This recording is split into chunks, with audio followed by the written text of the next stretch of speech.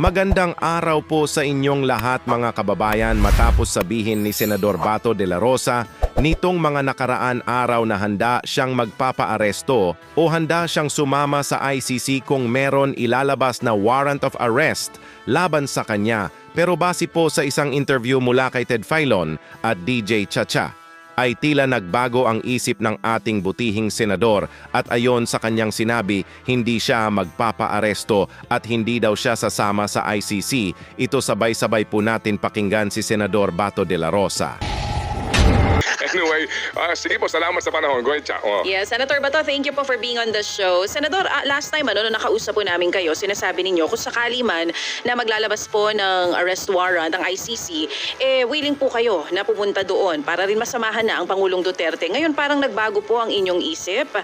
Senator, ano po yung nagtulak sa inyo dito po sa pagbabago ng inyong kaisipan? Unang-una, DJ Chacha, no? Mukhang useless man kung andoon ako dahil parang ultimo nga yung si BP Sara at saka yung si Isbing Bumi Jaldia ay hirap na makakonect doon sa kay Pangulong Duterte. So how much more kung ako ay isang inmate din doon, no? Paano kami magkalapit kung hindi kami pagbigyan na magkalapit? So parang nakikita ko sayang lang rin yung kagustuhan ko na mas pagsilbihan siya tapos hindi rin kami pwede maglapit, hindi rin kami pwedeng magkasama. Mukhang sayang lang. At saka ang pinakamabigat na rason dyan is talagang very clear sa lahat ng mga diskusyon na lumalabas. Talagang wala talaga silang jurisdiction sa atin. Kaya sayang lang yung kung magpapakustodiya ka sa kanila tapos hindi mo pala ni-recognize. So I might as well not turn myself to their custody. Okay, so sigurado na po kayo sa desisyong ito. Nakausap niyo na po ba ang Senate President? Kasi nag-alok po siya kung sakali man daw po hihingi nga kayo ng tulong sa Senado. Willing naman daw po sila na tulungan kayo. Yeah, that's my first option. That's my first option talaga. I will exhaust all legal protections na pwedeng may bigay sa akin. Kagaya ng ino-offer ng ating Senate President. So, isa yan na talagang gagamitin ko yan. Yung ino-offer niya. What are your other options, Senator? Bukod po dito sa sinasabi niyo, first option, yung po pwede niyong tanggapin, yung alok ng Senado, na tulungan po kayo, na doon muna kayo. What are your other options po? Isang option dyan is hindi ako magpapahuli. Hindi ako pagpapahuli sa kanila. Dahil Kung insisting sila manghuli sa akin kahit na alam naman nila na yung kanilang ginagawa ay walang legal basis, hindi pa rin ako magpapahuli sa kanila. so gagawin niyo ang lahat para hindi kayo mahuli. Ngayon po ba may naririnig na kayo kung papalabas na itong arrest warrant? Anytime, sabi yun man ang pinagsasabi nila. Anytime daw lalabas. So anytime lang rin, ready rin ako. Whatever happens, ready tayo. Opo, Senator, ngayon po kasi ay incumbent kayo. Ano po? And well, kung talagang ating susundan itong mga survey na ito, mukhang kayo po ay due for re-election. So, Yes, opo. So, kung sakasakali ho ba na talagang may arrest warrant laban sa inyo, meron kayong sesyon, I think on June 6. At tapos niyan, ang balikhunin nyo ay after the sona na ho ng Presidente, July 28. Ano po yan? Magtatago po kayo hanggat may arrest warrant kayo? Yun po ba yun? Hindi, Tino. Sabi ko nga, kung ako'y magtatago, kung mag-i-insist sila na huliin ako, pero yung pinakaunang options ko is yung i-avail ko yung protection ng Senado. So, I can stay forever in the Senate unless hanggat hindi madesisyonan ng Supreme Court yung aking petisyon. Okay, sige. So para mas klaro po, no? Kasi ngayon, sir, sorry, ngayon nga po ang tanong nga ng marami dito na nanonood sa atin, bakit ba pabago-bago na sinasabi o desisyon si Senator Bato? Siguro doon po muna tayo. Kasi magmula nung una, di ba, susuko ako. Walang problema dyan. Sasamahan ko dating presidente. Yung nga po, doon tayo nga muna bago po itong inyong sinasabi na pag-invoke po ng inyong pribilehiyo in the Senate. Ted, pabago-bago nga yung ating presidente. Ako pa, hindi magbabago. Sabi nga ni Pangulong BBM noon, hindi, gabuhok mo, hindi mahawakan ng ICC. Kaya naniwala naman tayo. Naniwala naman tayo. Ngayon, nagbago ng isip niya. Ako pa? Yung atin namang mga ginagawa ay purely reactions lamang. Yung actions ay nagagaling niya sa kanila.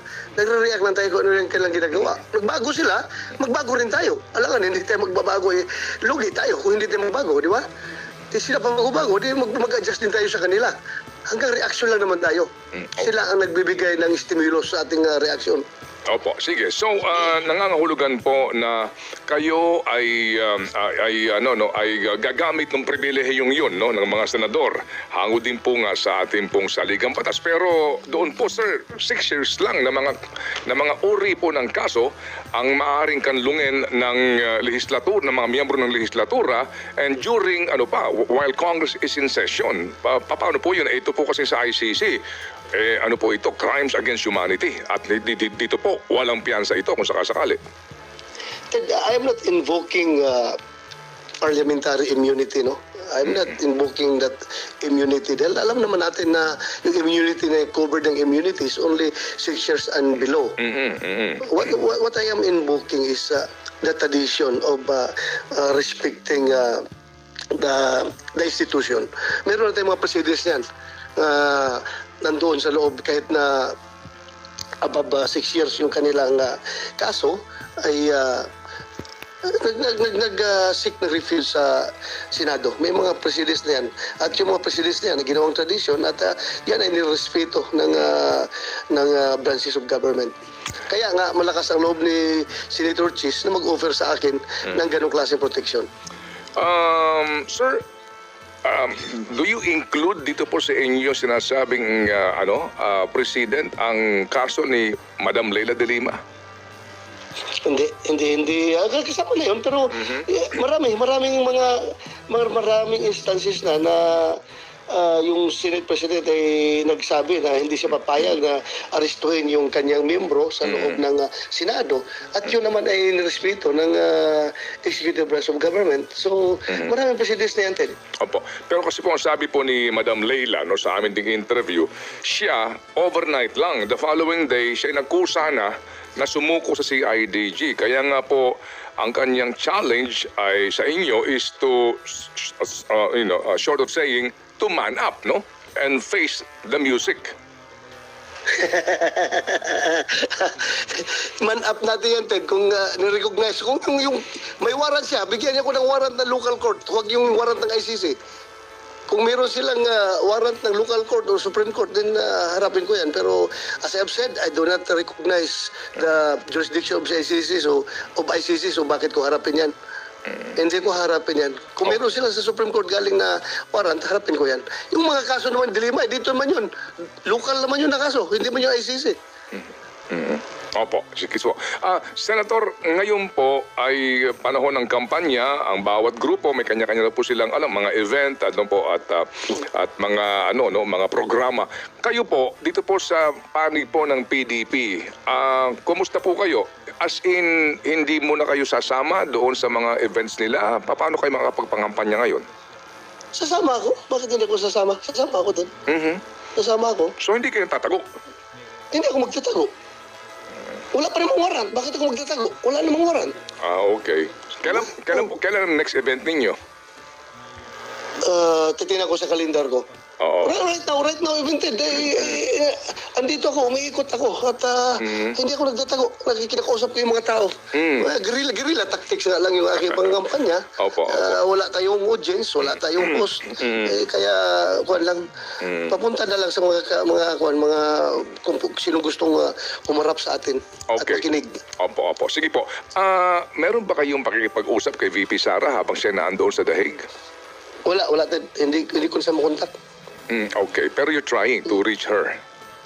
Hindi ko na makita. Hindi ko makita yung kanyang kasi yung cellphone niya, parang nagbago na cellphone.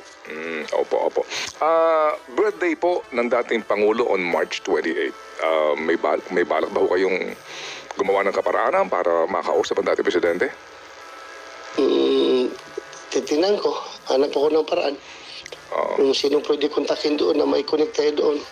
Pero sa FCN, mukhang mahirap yung makunik doon. Sila nga mismo na nandoon. Sila Harry Roque, sila si Robin Hood Padilla, Senator Robin Hood Padilla. Medyo nahirapan nga, nandoon na sila physically. Mas more tayo na napakalayo natin dito. Opo. Kung sakali po at makausap niyo po ang dating presidente, meron ba na, pwede ba, yung kumamarapatin lang ninyo, ano kaya ang maaari niyo po sabihin sa kanya pong, it's 79th birthday, right? O 80th? Well, ang masasabi ko lang sa kanya ay itong lahat ng mga pagsubok na ito ngayon ay malalampasan natin ito. Walang permanent sa mundong ibabaw. Everything is temporary. So magpakatatag lang tayo, laban lang at huwag mag-surrender. Yun lang ang ating isasabihin sa kanya. Huwag siyang sumuko sa laban. Laban lang because the whole Filipino people, hindi ko naman sinasabi na 100% kasi meron naman rin talagang tuwan-tuwa na nakakulong siya ngayon, pero majority of the Filipino people, even those who are outside the Philippines, other parts of the universe ay nandun na nakikiramay sa kanya at gustong-gustong maibalik siya dito sa Pilipinas. Opo. Senator, ang inyong partido PDP ay sigurado magpapagawa po ng inyong sample ballot, di po ba? Para sa inyo pong line-up, right? Opo. No? I'm not sure. Pero kasama yan sa mga plano siguro. Isasama niyo ba ang pangalan ni Senator Amy Marcos sa sample ballot ninyo? I don't know, Ted. I don't know. Pag-usapan pa yan ng partido. Pero kung ako ang tanungin mo, personal, wala akong masamang kuan kay Sin Aimee. I know her personally. She's my best friend sa Senado. Wala akong nakikitang masama sa kanya. Opo. So, kumbaga, wala kayong objection kung isama po sa sample ballot ng inyong partido ang pangalan ni Senator Ivy? Depende yan. Kung desisyonan yan ng executive committee or pangkalahatan ng PDP, ako wala akong, as I've said, wala akong masamang tinapay kay Senator Amy. Okay, sige po. So ito po, ano po ang inyong masasabi ngayon sa mga nanonood, nakikinig po sa atin mula dito ngayon sa inyong sitwasyon para din po kayo mas maintindihan po nila. Lalo na ho doon sa mga baka po nga hindi na aiintindihan itong inyong mga sinasabing umano'y pabago-bago po statement. Go ahead, sir. Sa aking mga kababayan, alam mo, I am a graduate of the Philippine Military Academy. Alam po ninyo, pinag-aralan namin yung military strategy, military tactics, lahat-lahat alam natin yan. Kung kayo man ay medyo napansin nyo pabago-bago, then that's part of my strategy. Yun po ang aking estratehiya yan. Kaya the main objective of all of this lahat ng sinasabi ko is mapagsilbihan kayo at mapapatuloy yung aking advokasya laban sa illegal na droga at kriminalidad. Kung ako man ay nagbabago ng aking statement, itanungin niyo muna si Presidente Bongbong Marcos bakit siya nagbago. Kaya ako nagbago, nag-adjust lang rin ako sa kanilang polisiya laban sa atin. Hindi po pwedeng magiging fix tayo, otherwise sitting ducks tayo kapag tayo i-fix ang ating posisyon. Kaya pabago-bago tayo. So sana maintindihan ninyo, I have to survive. I have to survive all these trials that thrown before us. At hindi po pwedeng pakuanta ito para lamya. Kailangan yung kung kanito katuso yung gobyerno na kaharap mo, kailangan marunong ka rin mag-adjust. So yun lang din. Opo, Senator, sorry po, may pahabol lang dito na katanungan ng aming mga kasamahan po sa news, no?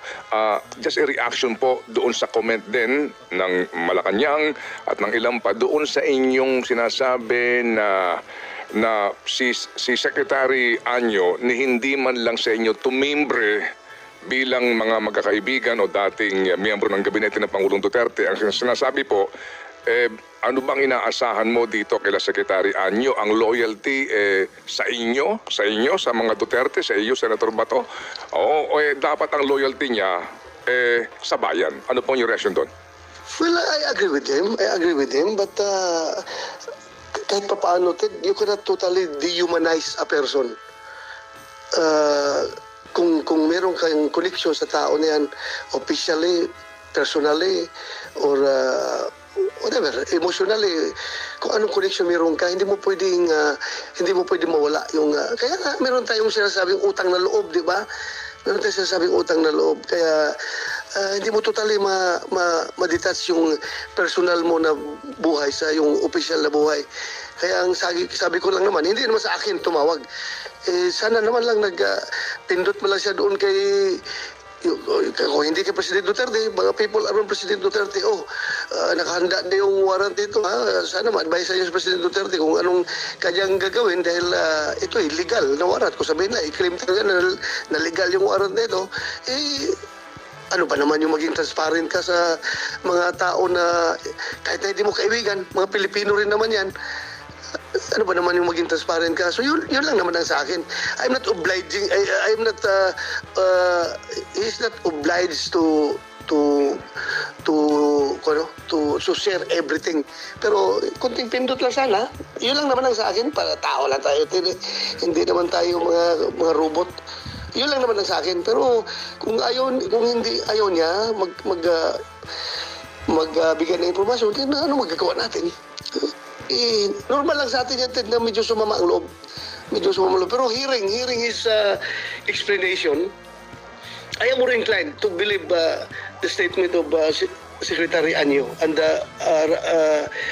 over the statements of other cabinet members. Mas naniniwala ko kay Secretary Anyo because we both belong to the Philippine Military Academy Alumni Association, and still nasa puso't isipan pa rin namin yung courage, integrity, and loyalty. Yung integrity niya, kung nagsabi siya gano'n, yung explanation niya, more inclined ako na naniniwala sa kanyang pinagsasabi. Just leave it at that. Okay. Para sa personal kong opinyon, mga kababayan, ay tama po ang sinasabi ni Senador Ronald Bato de la Rosa na huwag magpa-aresto lalo na kung ang warrant of arrest ay manggagaling sa ibang bansa o sa ICC. Kung gusto nilang arestohin ang ating butihing senador, ang dapat ay maglabas sila ng warrant na manggagaling sa Korte ng Pinas para naman hindi nagmumukhang inutil ang korte ng ating bansa. At uli, opinyon ko lang yan. At kung meron po kayong sariling opinyon, pakikomento po sa ibaba. Maraming salamat po.